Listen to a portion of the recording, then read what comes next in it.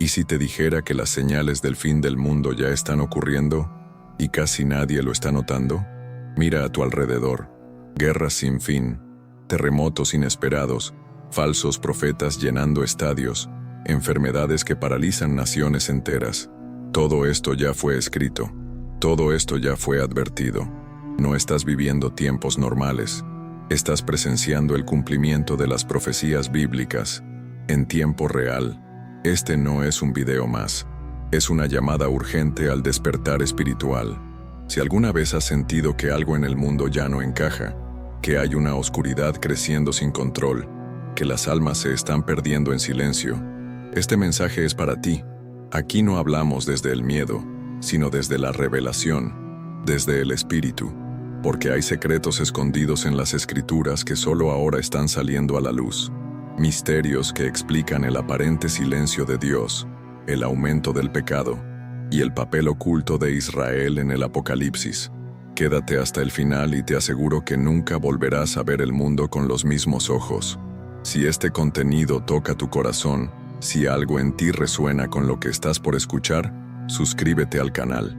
No es por números, es porque aquí compartimos conocimiento que puede salvar almas, y tal vez la tuya. Si uno se detiene a meditar con calma sobre las palabras de Jesús en Mateo 24, el corazón comienza a latir diferente. Como un maestro que conocía cada rincón del tiempo, Él nos advirtió sobre guerras, rumores de guerras, terremotos, hambrunas, pestes y la aparición de falsos profetas. ¿Y no es esto lo que estamos presenciando hoy, en tiempo real? Basta con encender el televisor o abrir las redes sociales. Conflictos armados que desangran naciones, terremotos que sacuden la tierra como si el mismo juicio divino se asomara, pandemias que paralizan al mundo entero. Estos no son simples eventos al azar, hijo mío. Son señales, señales de algo mucho más profundo, misterios antiguos que hoy se revelan como parte de un gran apocalipsis en marcha. En medio de este caos moderno, uno no puede evitar recordar las palabras del Mesías como si fueran eco de los noticieros. ¿Quién iba a decir que las profecías se camuflarían entre titulares de prensa? En África, Asia, incluso en el mismísimo corazón de Europa, la oscuridad se manifiesta. ¿Son estos los rituales finales antes del juicio? Algunos dirán que no es para tanto, que siempre ha habido guerras o pestes, pero no se trata solo de los hechos en sí, sino de su frecuencia, su simultaneidad y su intensidad. Lo que antes tardaba décadas en ocurrir, ahora se desarrolla en cuestión de días, como si el castigo prometido estuviera a punto de estallar.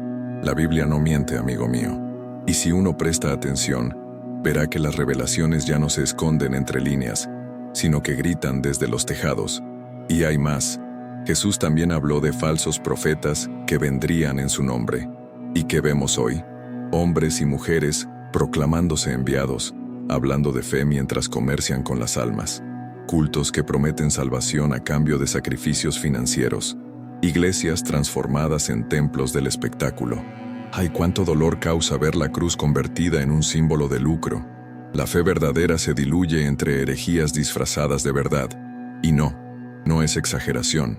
Es la confirmación de que estamos más cerca del fin de lo que pensamos. Porque cuando el espíritu se contamina, el juicio no tarda en llegar. Incluso la naturaleza parece participar en esta danza sombría. Terremotos en lugares donde jamás se sintieron. Incendios que consumen bosques como si el infierno mismo respirara en la tierra. Inundaciones que arrastran ciudades enteras.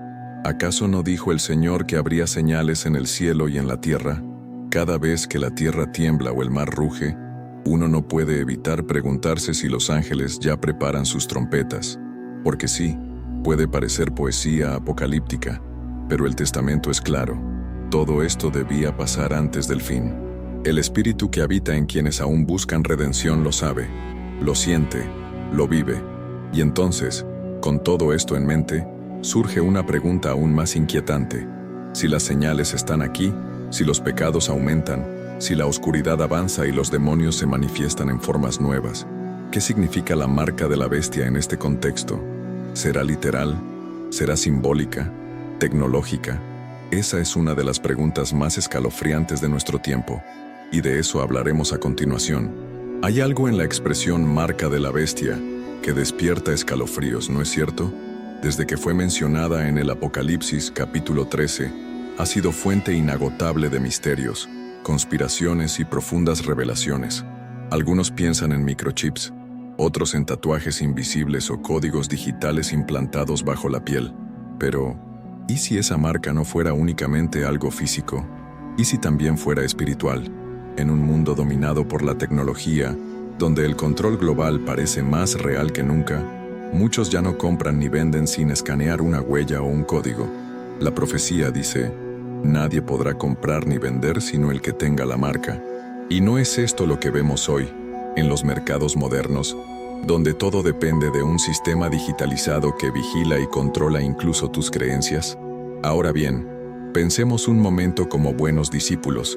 La marca, según muchos estudiosos del Testamento, representa una alianza con el espíritu del anticristo, no necesariamente un símbolo visible, sino una rendición del alma al sistema del mundo. Cuando el juicio divino se aproxima, los hombres se aferran a lo material, a sus pecados, a sus posesiones, y sin saberlo, sellan su espíritu. Ahí, en ese punto oscuro del corazón, es donde se imprime la verdadera marca. Puede que venga acompañada de tecnologías impresionantes, claro, pero lo más peligroso no es lo que se lleva en la mano, sino lo que se graba en el alma. ¿Cuántos hoy adoran ídolos modernos, sacrificando su fe por comodidad, aceptando el pecado como normalidad? Y no podemos ignorar las voces que claman desde las profundidades del Internet y los textos apócrifos. Ellos hablan de un gobierno mundial, un culto encubierto que orquesta el control de masas bajo rituales que parecen inocentes, pero que esconden herejías. Todo está interconectado: religiones infiltradas, símbolos ocultos en la cultura pop, milagros tecnológicos que reemplazan la oración y la comunión con Dios. Se habla incluso de una falsa resurrección, donde el Mesías del engaño surgirá entre hologramas y algoritmos. ¿Exageración? Tal vez. Pero recuerda que el enemigo no siempre actúa con cuernos y cola. A veces se viste de luz, y su marca es tan sutil que pocos la reconocen. Ahí está el verdadero peligro. El Apocalipsis no siempre se presenta con fuego y azufre. A veces, se manifiesta en contratos, en acuerdos, en pequeños sacrificios de principios que, acumulados, terminan por sellar la voluntad humana. El castigo, entonces, ya no es impuesto desde fuera, sino aceptado desde dentro. Algunos dirán: pero yo solo sigo las reglas, solo es tecnología. Y sin embargo, se olvidan del discernimiento. El Espíritu Santo susurra advertencias, pero el ruido del mundo las ahoga. Ángeles y demonios luchan por cada alma, mientras los templos se vacían y las pantallas se llenan. Estamos viviendo una batalla invisible, y cada elección, cada clic, cada creencia asumida o negada, es parte del juicio que se avecina. Entonces, ¿cómo saber si ya llevamos la marca? ¿Cómo evitar caer en este culto global del engaño? La respuesta no está en rechazar la tecnología, sino en abrir los ojos del alma, examinar las creencias, volver a la cruz, al sacrificio puro del Mesías, orar, discernir, buscar la redención y no vender el espíritu por una falsa salvación. Porque sí, el infierno puede tener wifi, pero la salvación aún se encuentra en el silencio de una oración sincera. Y ahora que hemos abierto esta puerta tan perturbadora, es momento de dirigir la mirada hacia Israel y Jerusalén, porque en ese pedazo de tierra sagrada se esconden secretos que pueden cambiar toda nuestra comprensión del fin de los tiempos. Si hay un lugar en el mundo donde el cielo parece rozar la tierra, ese lugar es Jerusalén. No es casualidad que esta ciudad, tan pequeña en extensión, pero tan inmensa en significado, sea el epicentro de tantas profecías, conspiraciones y conflictos. Desde los tiempos del Antiguo Testamento hasta las revelaciones del Apocalipsis, Israel ha sido el escenario donde se desarrollan los capítulos más intensos del juicio divino. Los profetas lo dijeron: los últimos días girarían en torno a esta tierra prometida. Y cuando observamos cómo las naciones del mundo debaten, conspiran y guerrean por ella, uno no puede evitar pensar: ¿estamos acaso presenciando el cumplimiento de las promesas y castigos más antiguos? La Biblia lo anticipó, y hoy el Espíritu lo confirma. Jerusalén es más que una ciudad, es un símbolo espiritual. Es el corazón de las religiones abrámicas, el punto donde se cruzan ángeles y demonios, santos y mártires, pecados y redención. ¿No es curioso que, siendo tan sagrada, sea también tan disputada? Es allí donde se levantarán los últimos altares, donde se manifestará el templo reconstruido, donde el Mesías, según la profecía, regresará. Y mientras tanto, vemos tensiones que escalan, pactos que se rompen y líderes mundiales que mueven piezas como en un juego profético.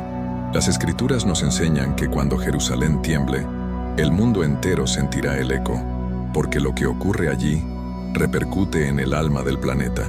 El libro de Zacarías advierte que todas las naciones se reunirán contra Jerusalén y que el Señor saldrá a combatir por ella como en los días de batalla. Y no vemos ya una coalición creciente, críticas internacionales, presión global sobre Israel.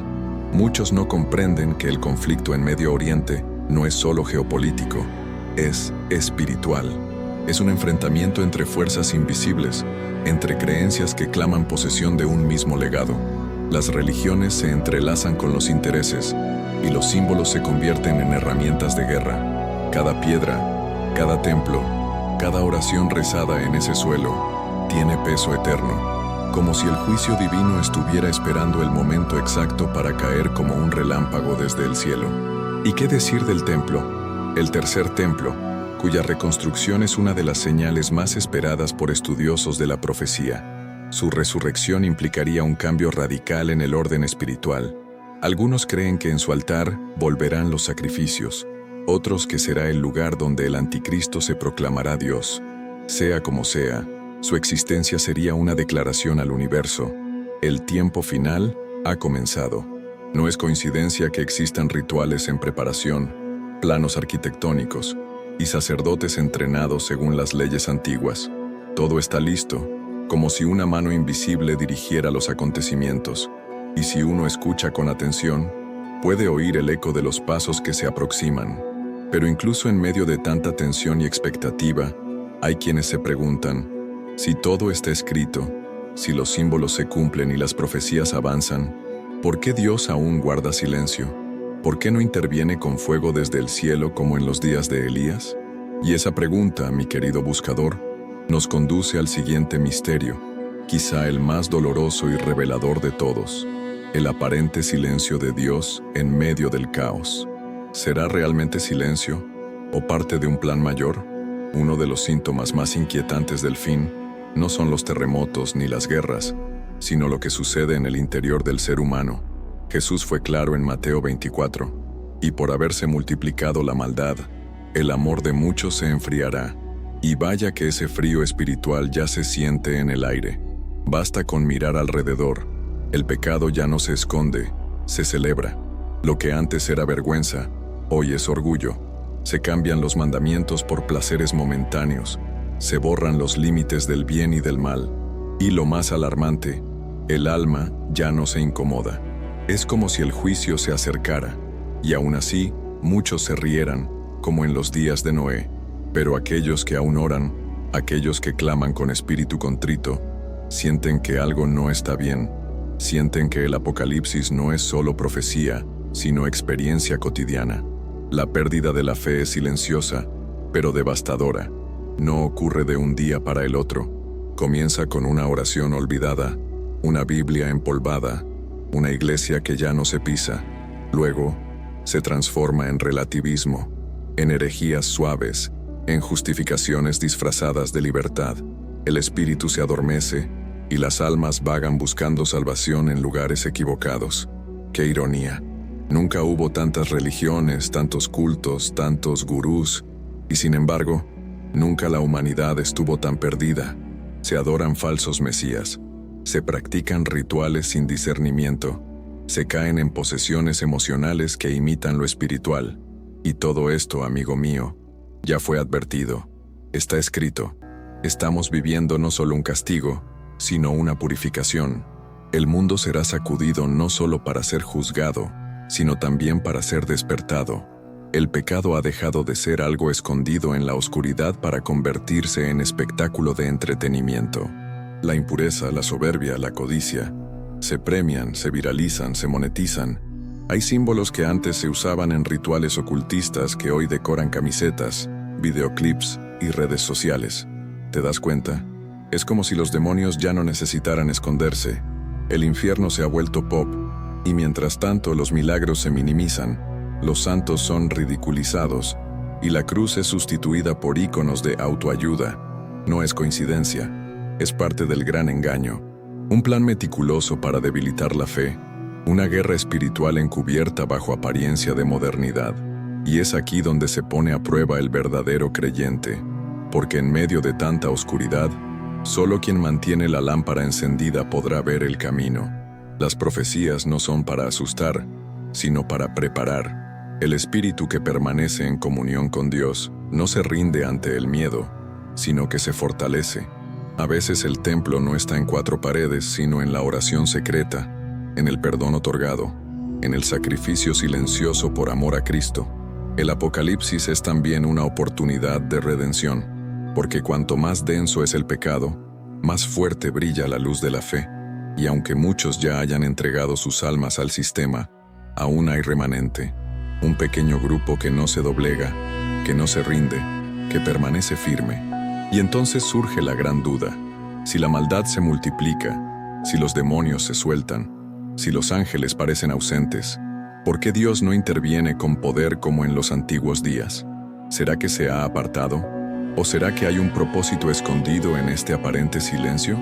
La respuesta, aunque dolorosa, podría ser la clave para comprender todo lo que está por venir. En medio de tanta oscuridad, caos y pérdida de fe, la pregunta que muchos se hacen, en secreto o a gritos, es: ¿dónde está Dios? Si el juicio está tan cerca, si los pecados claman desde la tierra al cielo, si las profecías se cumplen una tras otra, ¿por qué el cielo parece callar? Para el alma que sufre, este silencio puede parecer castigo, abandono. Pero no olvides, discípulo fiel, el silencio de Dios nunca es ausencia, es preparación. El Espíritu Santo actúa incluso cuando no lo percibimos, porque el tiempo del Creador no es como el nuestro. Nosotros queremos respuestas rápidas, milagros inmediatos, pero Dios en su infinita sabiduría permite que el mundo llegue a su punto de quiebre, para que quienes aún tienen oídos, escuchen, para que las almas se definan, para que la fe se afine como el oro en el fuego. Es importante recordar que en los días de Noé, Dios también esperó, y durante ese tiempo, mientras se construía el arca, muchos se burlaban, seguían sus cultos, sus rituales, sus placeres. Parecía que el juicio nunca llegaría, pero llegó. El aparente silencio era en realidad una cuenta regresiva, y hoy no es diferente. Cada día que pasa sin intervención divina visible es un día más de misericordia, una oportunidad más para arrepentirse, para romper con el pecado, para volver al templo interior. Es en ese lapso que los verdaderos creyentes se separan de los tibios, los que buscan la cruz por conveniencia. El silencio de Dios es también su forma de hablar. Nos empuja a decidir, a actuar, a despertar. Pero claro, hay otro lado del asunto que no podemos ignorar. Este silencio también cumple una función profética. En Apocalipsis se menciona un momento en que hubo silencio en el cielo como por media hora. Un silencio cargado, tenso, como el instante antes de que se suelte una tormenta. Ese tipo de silencio no es pasividad, es el suspiro divino antes del juicio. Los ángeles lo saben, los demonios lo temen, porque cuando Dios rompe su silencio, el mundo nunca vuelve a ser el mismo. Las revelaciones llegan como relámpagos, y el espíritu que no se preparó será arrastrado por el peso de su propia incredulidad. Por eso, quien tenga fe, que la afirme, porque el momento está cerca, muy cerca. Y no olvidemos que muchos de los milagros más poderosos ocurrieron después de periodos de silencio. Abraham esperó años por su promesa. Job sufrió en silencio, rodeado de oscuridad.